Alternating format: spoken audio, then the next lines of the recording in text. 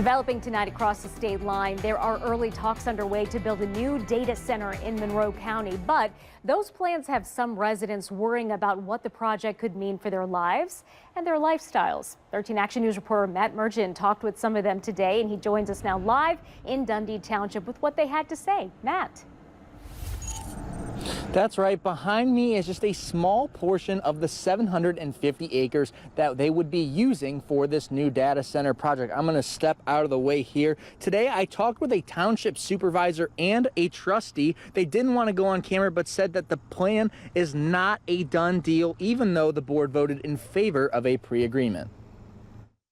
The potential new data center in Dundee Township would sit on 750 acres of land that not everyone wants to give up. My great-grandparents raised my grandma here. I'm now raising my son here. It's 4 generations of farmland that we'd have to say goodbye to. Dundee's a small town. I feel like we're better than that. There is no buildings around here.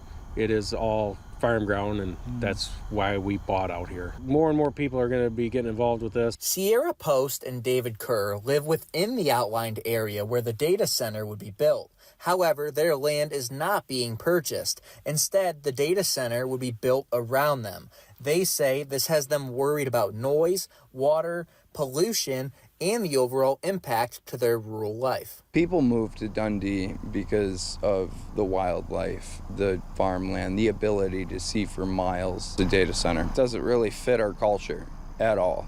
Rick Siegel is another Dundee Township resident with concerns. He joined Kerr and Post at the Dundee Township meeting last night, along with more than 70 others who asked for more information from township leaders. Yeah, I would like to hear from third parties of areas that have had these data centers built, and I want to hear the negatives and the positives so we can actually make a good, logical choice.